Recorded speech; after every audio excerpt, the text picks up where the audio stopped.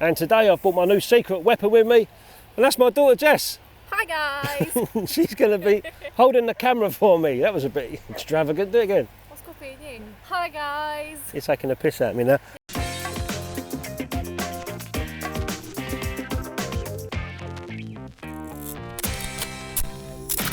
Hi guys, welcome back to my channel. This afternoon I'm down the beach and I'm going to be taking photographs of the cliff behind me and some of these reefs as well. And the idea, well, the reason why I'm down here is I want to try out some of the filters that I got from that bundle from the Chinon camera that I bought from the last video. So I've brought with me a yellow filter, these are coking filters that I got with that bundle, and an orange filter and a red filter as well. And I've already got a polarizing filter and a green filter. That's better. Polarizing filter and a green filter. So I'm going to be trying these filters on one scene. So and it's just an educational purpose for me really, so I can see at the end what these filters are going to be doing for my photography. I've loaded a roll of Acros 100 inside that Chinon CE5 camera.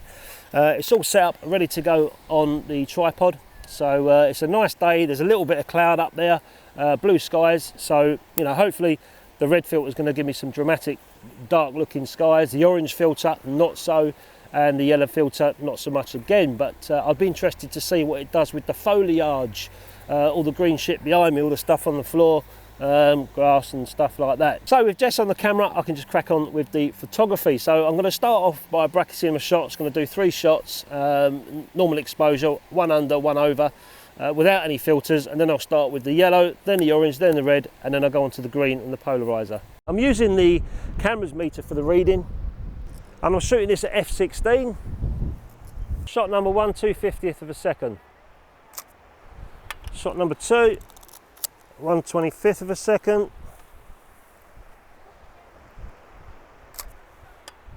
Sun's gone in.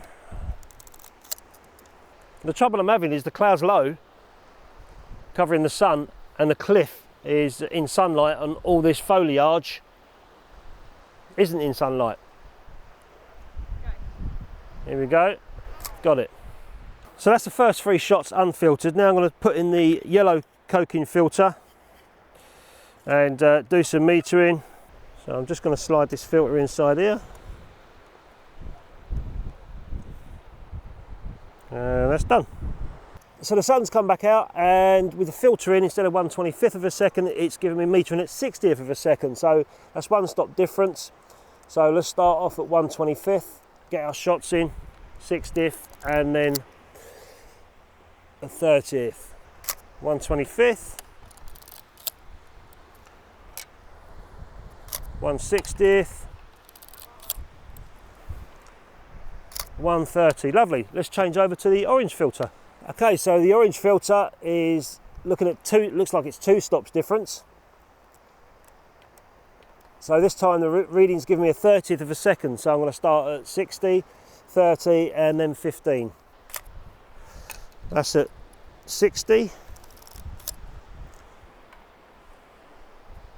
30th, and this is why I've got the tripod and the cable release, because I've only got a 100 speed film in there, and I'm now on 15th of a second. Handheld, I'd be wobbling everywhere. And that's that. That's the orange filter. Let's go to the red. Okay, this time we've now got the red filter in. That should give me 3 stops less light. So let's have a look, and bang on the money, it says 15th of a second. So this time I'll start at 30th, 15th, and then 8th of a second. The light hasn't changed now. That's 1, down to then 15th of a second, 2, and finally 8th of a second, 3. That's the red filter done. So that's all 3 coking filters done, the yellow, the orange, and the red.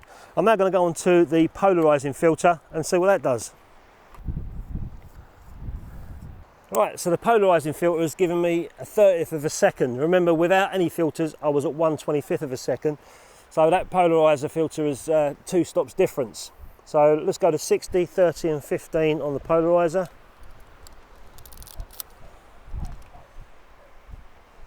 60, 30, and 15. Polarizing filter done.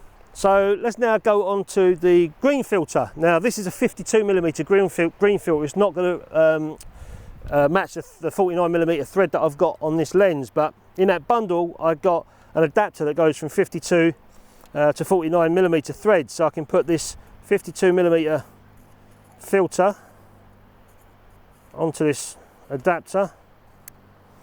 You can see that, there you go. And now that will fit, that 52mm thread filter will fit on my 49mm thread lens, like so. Let's do the green shit.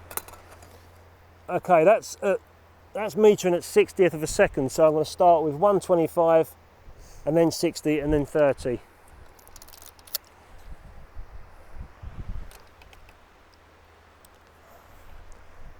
$125, 60 and 30.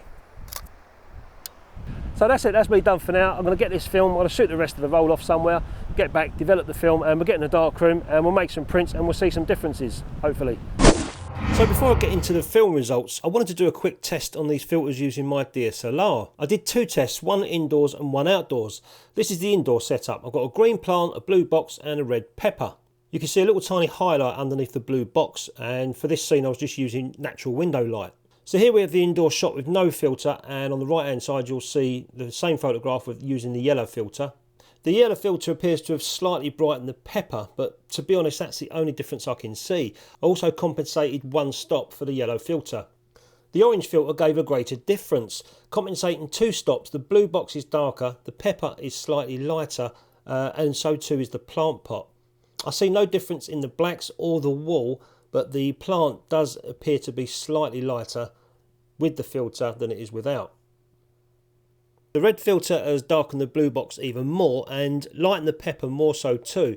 The plant pot is lighter and the green plant seems to be the same. The blacks and the wall seem to be the same too, and I did notice that the reflection underneath the blue box seems to have deepened or almost disappeared. With the red filter I compensated by 3 stops. The green filter has made the blue box lighter and slightly lightened the plant, although I can hardly see it, but it's slightly lightened the plant. Everything else appears to be the same, and I've compensated the green filter by 1 stop. The second test I did was outside, overlooking a field with a bright blue sky. So here's the original scene in colour. You can see nice blue sky, various shades of green and some light browns in the middle of the field. So here is the yellow filter, and again I've used the same exposure compensation, allowing for 1 stop, and I can't really see any difference at all. Maybe the greens are just very slightly lighter. Allowing for 2 stops I use the orange filter, and the sky is slightly darker and I can't really see much change anywhere else other than the sky. And then I went onto the red filter, allowing for 3 stops. There's a big difference in the sky now. The sky's a lot darker and the light brown areas in the scene appear to be brighter, but I can't see any change in the greens whatsoever. And finally here is the green filter. Now I've allowed 1 stop for the green filter, and the sky is exactly the same, but the greens I've noticed are slightly lighter and the browns appear to be the same. It's almost pulled the contrast out of the scene completely. So the digital stuff you just saw was what I did after I went in the darkroom. This is the stuff that I did in the darkroom. This is the negatives that I came back with from the cliffs, and these are contact print that I've split into sections. So you can see I've got normal, yellow filter, orange, red, polarizer and green. Now I did those different exposure compensations. You can see these were 1 stop under the metered exposure. This was what the metered exposure was, and this is 1 stop over the metered exposure. So you can see these ones are lighter, and I did that because using that chin on camera I wasn't 100% sure if the light meter was going to give me a true reading, so that's pretty much the reason why I bracketed each filter that I used. I don't know what happened here. I think the sun might have just gone in. It's pretty tricky to do this sort of test outside, which is the reason I did the digital stuff inside. Okay, so these are 5x7 prints I made. That's without any filter at all, and I didn't make any adjustments on the enlarger whatsoever. I think this was came out at 7 seconds on the enlarger with a filter, another filter 2 in the enlarger. So pretty much basic, no burning, no dodging, and I did exactly the same on the rest of them. 7 seconds again, So this is with the yellow filter. Can't see much difference other than there is the foliage is a little bit lighter, and the sky, I don't know, I can't see much difference, to be honest with you, apart from the foliage seems to be a bit lighter. Let's look at the orange filter. That's the orange filter. The sea is definitely blacker, the sky is definitely darker, and the foliage appears to be a little bit lighter than it is in this area. Let's look at the red. This is the red filter. So you can see everything's gone darker, the sky, the sea. I've still kept the whites inside the cliff, the chalky cliffs there, and the areas of grass inside the cliff you can see have gone darker. The cliff face, the cliff edge rather, all around here is darker. And the foliage seems to be the same with the red filter, so it seems to have darkened the sky, darkened the sea, and the inside of these chalk cliffs here, making it pop, a bit more contrasty. The polarizer, you know, I've never used a polarizer really for skies, but I thought I'd try it as I've got it. I twisted the polarizer around so it was polarizing the top part of the image, and you can see the sea's darker, not so much in the sky, but you know, it stopped the reflections on the sea, which is what polarizers are supposed to do. It's meant to take away reflections. It does say that it darkens sky, but in this case it's just darkened the sea. And things wouldn't be complete for me if I didn't make a print in the darkroom. So this is a 10x8 print of that scene.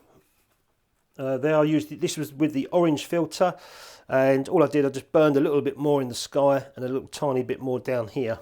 And just burned a little tiny bit there and a little bit in the sky, just to give more emphasis on the cliff face.